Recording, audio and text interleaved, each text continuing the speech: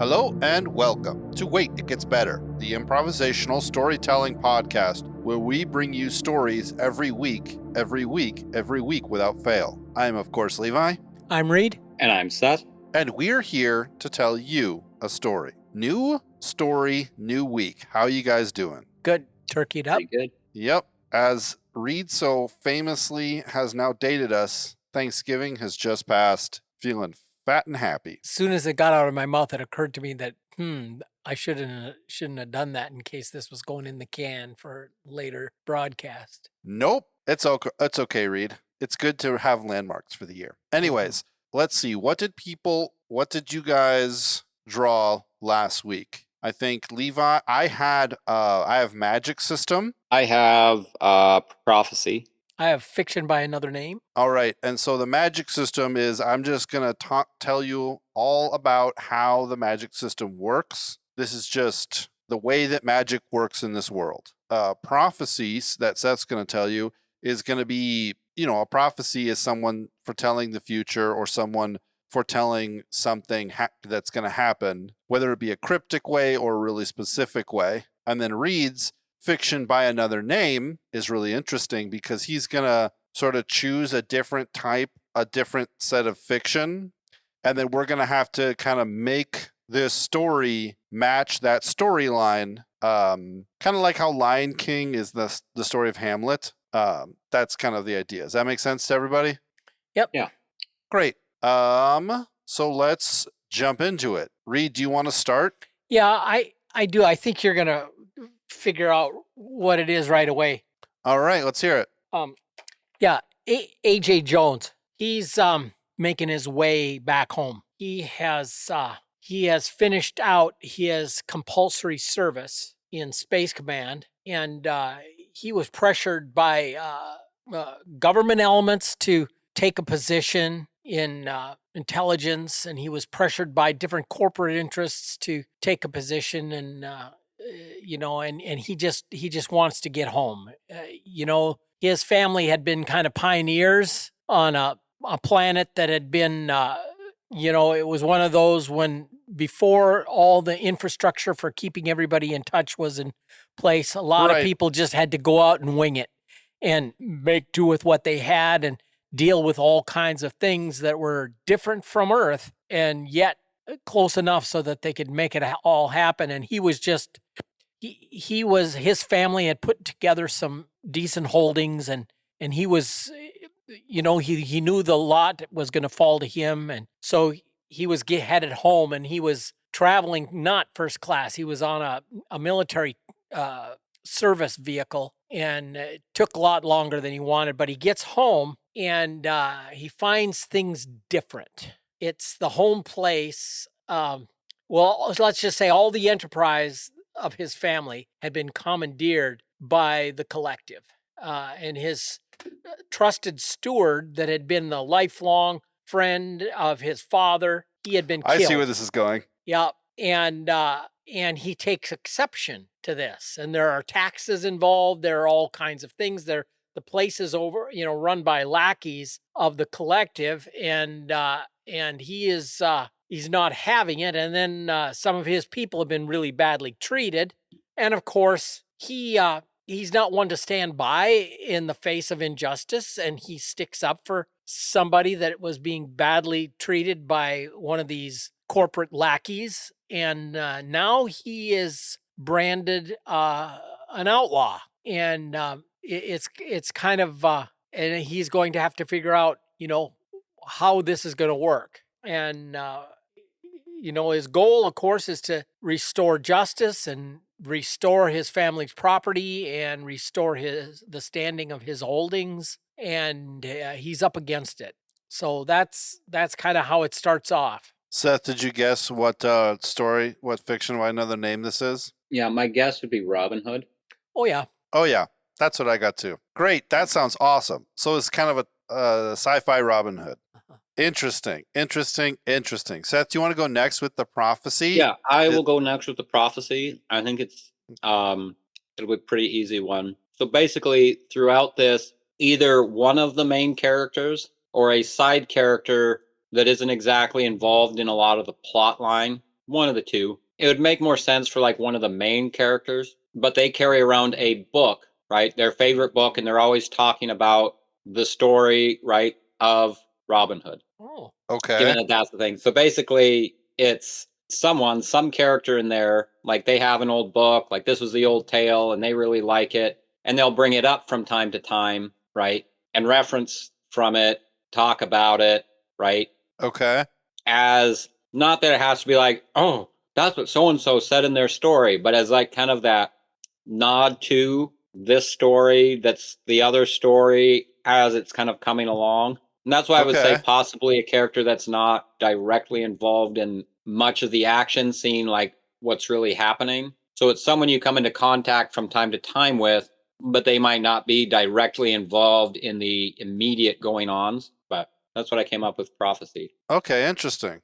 So maybe there can be kind of a nod to like history repeating itself. Yeah, either history repeating itself or that it is kind of the same story, but also in the prophecy ideas that it's like some of these subtle events that are going on are in fact what are written in the book. Not like I think one we did a while back where like that author was writing out like how that was literally like things are going. 2 stories ago. Yeah, not like that, but just it's a nod to that old story, right?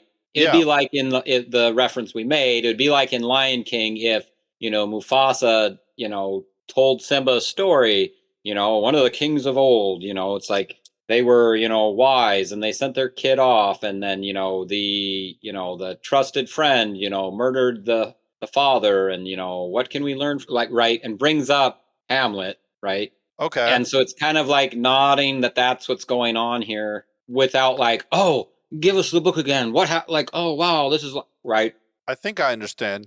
Yeah, I think I understand. It's so that you as the reader have a bit of like a prophetic idea of what's going on, not so much the characters in the story. Right. I remember there was a book what was it? Reed, you would probably remember this. But it was like a story about people he thought himself well read, and then he finds a version of the book that he thought that he had read. He lived on like a space colony or something, and he 100% Lunar Boy. Yeah, he read, and he was like, "Wait a second, this version of the book that I read growing up, this version you have now has like 50 more pages. Yeah. What's up with that?" Well, actually, what it was they were dumbing it down, so it was like had gone from like 400 pages down to like 290 or something. Right. It was something like that. So it could be also something in that reference as well, where someone has a copy of an unedited Robin Hood, but even the modern Robin Hood story of that day and age wouldn't really match at all with what our hero is going to go through. You know what I mean? Right. It'd be like they have a copy of, Disney's Robin Hood, maybe. Right, exactly. Well, and so you get like the basic high points, right? Like, obviously, like there's, they're going to try to hang Friar Tuck, and there's going to be the archery contest, or Prince John Bad. Yeah. All right, so you guys ready for the for the magic system? Yeah. So everyone is born with a certain amount of this energy that exists. Just by the fact of being a unique soul, you produce a subtle amount of this kind of ichor, right? You familiar with the term ichor, Reed? Yeah, a little bit. It's the fluid that flows like blood in the veins of the gods. Yeah, okay. But it's not a fluid, it's like an energy. And we didn't know about it for a long time.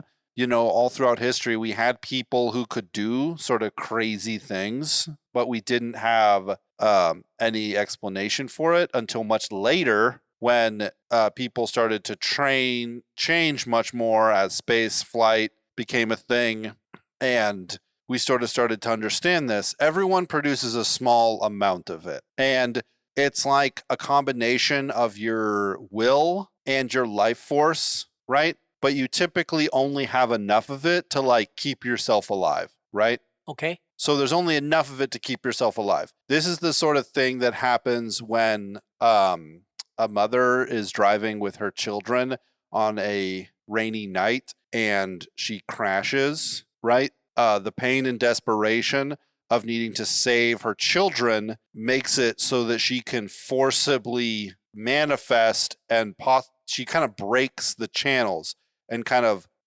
opens up the channels to allow more of this to flow through, more of her will, right? And more of her life force to be able to do something like lift a car, right? Typically, a person dies right after doing that, though.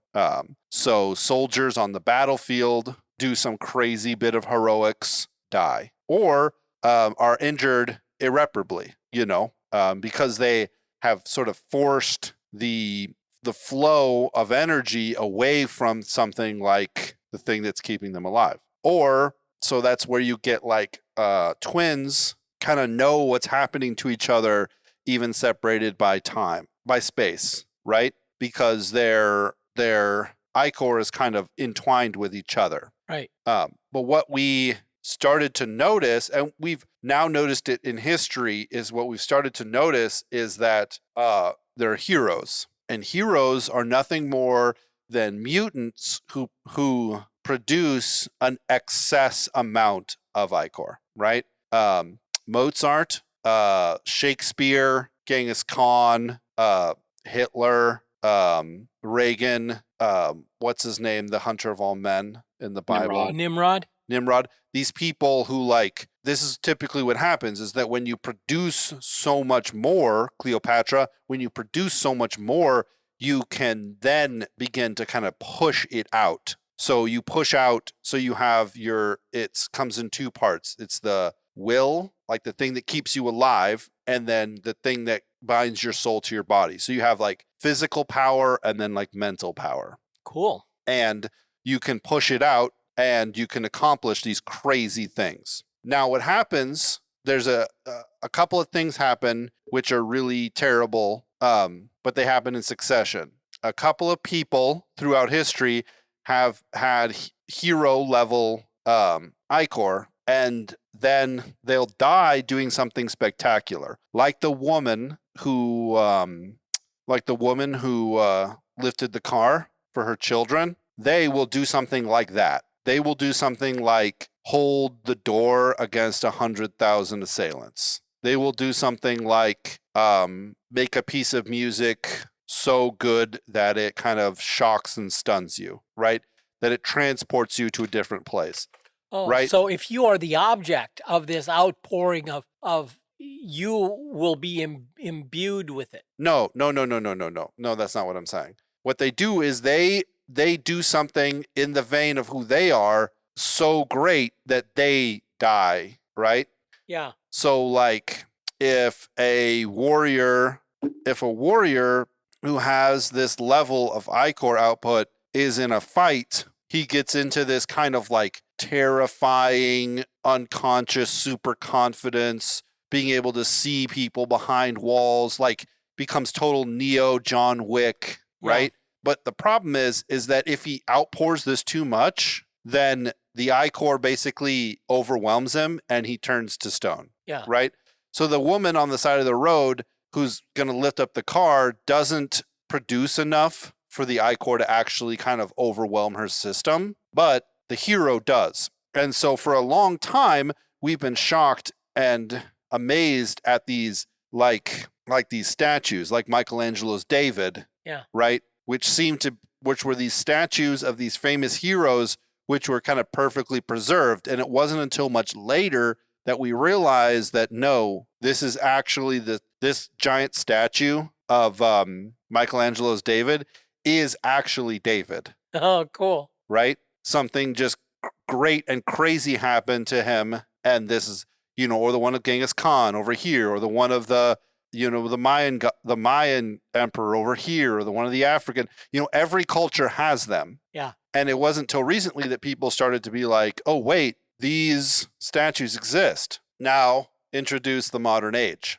We have discovered the binding and using of ichor using batteries and accumulators, right? So depending on what the hero was doing when they turned to stone, right? If they were doing something really introspective and really kind of delving deep, like the Shaolin monk who was like quote unquote attaining enlightenment and turn to stone, he would be an accumulator. So he was pulling ichor from the universe into him in order to sort of reach the next heights of mental knowledge. Yeah. So the statue actually pulls ichor into it. If there was a hero who was doing something really great, like the warrior or the general or the performer, then he is a distributor. And then the fourth one, or the third, the battery is everyone can be used as a battery. And so what they've been able to do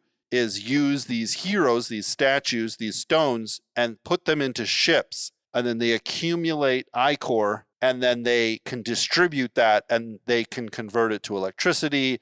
They use it for faster than light travel. They use it for everything. Cool. And a hero hasn't been born in a long time, but what the sort of governments of Earth realized is that in order to push humanity to grow more heroes, they needed to spread throughout the stars and sort of create, and conflict needs to be created, and things need to move along. That's how we're gonna, because a hero hasn't been made in hundreds of years, hasn't been discovered in hundreds of years. Someone who has this kind of crazy control, whether it's they can, seem to speed up or slow down time as they move, or being able to think faster than any computer, but even now people are using AIs and running ichor through modified AI intelligences and trying to build their own thing. Yeah. So that is the magic system. That's really cool. Yeah. And everyone has access to this. And I would say that maybe some of our people aren't kind of real actual hero level, but there's graduated scales, there's you can access it a little bit more than normal people, so Reed, was your idea that this Robin Hood character would come back? Is it a system that he is Well, yeah. What had happened was this planet was settled, and it was kind of in the traditional, different people attached themselves to his grandfather, for example, because he was a guy that when you're in a survival situation, you put down and you have whatever hierarchy that might have been involved in getting the project going in the first place, and then accumulating the people, and there's leadership that takes place, and then what happens is you've got to produce food and shelter and safety and protection, and it develops into kind of almost a feudal system, if I could say that. It sounds like it's going to be gross and horrible, but with modern people, where loyalties develop and friendships, and it becomes kind of like a family unit and a clan, if you will, and you have holdings where and then some people whose things don't work out as well as others, they get jealous and covet, and then there's raiding and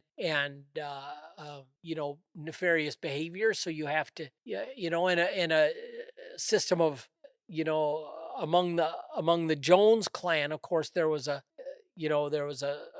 system of honor where people would keep their agreements, or their name wasn't any good, and when you're out here on the frontier, so to speak, if your name is all you got.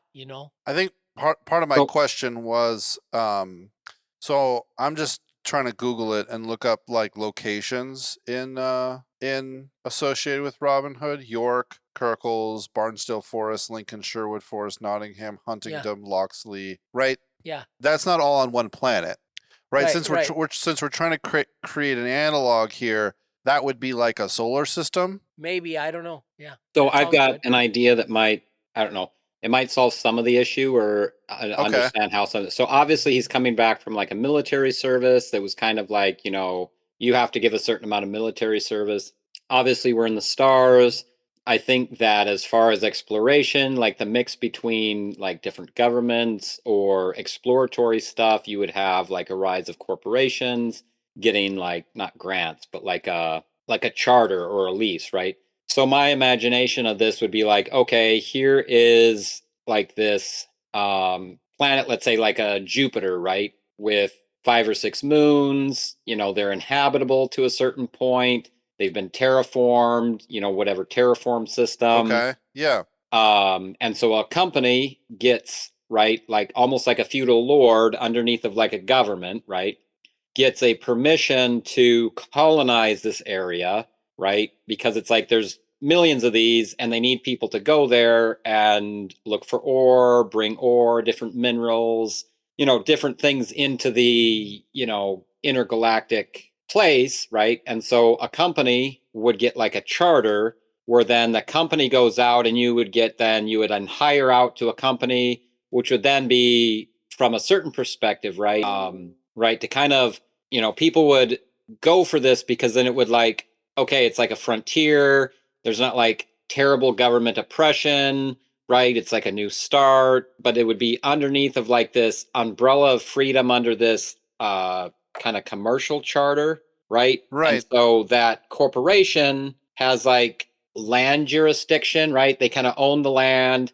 People go there, and it's like it's kind of free because the idea is to get people to mine some of the minerals, harvest some of the unique, materials, flora and fauna, and then be able to make the market of it and then be able to bring that as the company into the broader market, right?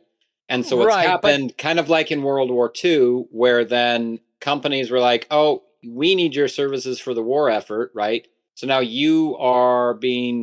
now all of your production, all of your charter, we're taking control of that for our war effort. Because if you think of like Robin Hood, wasn't that kind of what was going on, right?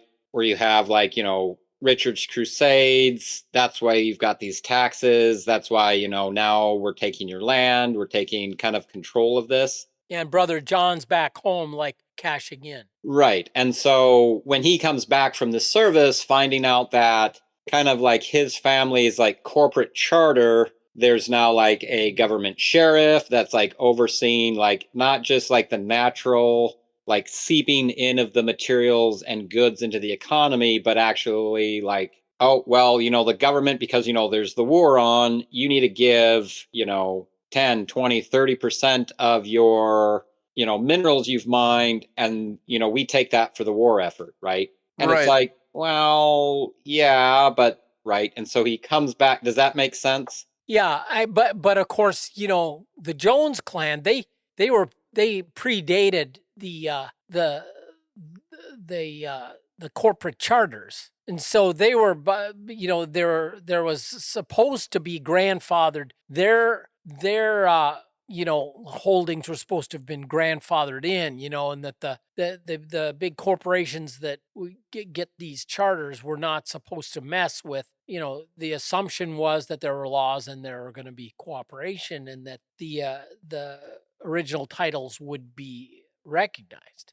Okay, so to maybe to kind of narrow down what I was meaning by the corporate charter thing is like that's who was kind of like bringing people out there. The corporate charter thing was just that was the outgoing source that's bringing like all of these things. So like the settlers come in and have their holdings and work the land, mine, do things, right? But going off world, that goes to the corporate charter. Like that's who's like bringing people out into the stars, into certain areas, right? So it's kind of like then you would have, I don't know if that made any more sense, but yeah, no, I think I understood what you meant. But it's a mix, and I had in my mind that there was in AJ Jones's mind that his claim superseded whatever anybody Johnny Come Lately came along with. Right, and that's what I'm saying is like right. That's because I think in like Robin Hood, right? It's Prince John, it's the sheriff, that government overreach over the charters, the land holdings and stuff that these people would have had, right, under the feudal system that they had, right, to work, to profit from, and to develop, right. Yeah, that's what I'm that's kind of what I was getting at with the corporate charters, as far as like, I'm just trying to bring it into like a space age, right? Who would have the money to go out and bring people out here? Well, right. That's where my mind was going with that. And the Johnny come lately is now, let's say, the government coming and saying, okay, we're just going to take all these resources instead of, let's say, proper trade and commerce coming out of these areas. We're just going to come, put our sheriff in place, and impose our, we take what we want because of our war needs. Cool. That's where my mind was going. So if that works, or I think that works. I think that that the Sherwood Forest should be a giant nebula. Yeah, and that's cool. Right? Messes with sensors, Yeah, messes with sensors. Yeah. It's difficult to navigate. Asteroid belt, Yeah. Yeah. There's an incredibly rare kind of squid-like creature that travels through and around it. Yeah. And it's considered a rare enough creature that the government of the local invasive government has deemed it privatized. They've privatized the animal. Okay. Saying you can't kill it because it's theirs. Yeah, like the Errol Flynn scene where in the old Errol Flynn Robin Hood, where he comes in and Prince John is sitting at table and they're having, their goblets and their platters of dainties and whatnot. And he comes in just with a big stag over his shoulders and just plops it down on the table. And of course, this is one of the king's deers, well and truly poached, of course. Yeah. That's great. Any other? I'm gonna have to find a decent timeline for the Robin Hood story, because I don't really know it by heart.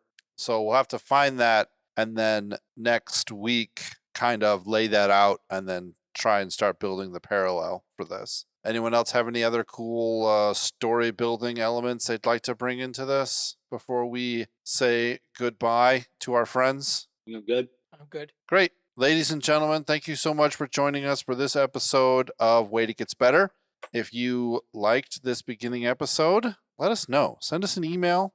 Send us a text message. Send us an email at waititgetsbettercast@gmail.com. A text message not a text message. We don't do text messages. You can message us on Twitter, though, at @GetsBettercast. We'd be happy to listen to your ideas and opinions about how we can make the story better. I'm going to do a live drawing of our next story elements now so that we are ready for next week. 1, 2, 3, 4, 5, 6, 7, 8, 9, 10. Read number 1 through 13. 7. 1, 2, 3, 4. All right. Levi has Wise Old Man. Seth, number 1 through 12. 5. All right, Reed, you have Villain Sidekick. Seth, you have Fighting Style. And that's it. Thank you, everyone, for joining us. We will see you guys next week. Bye.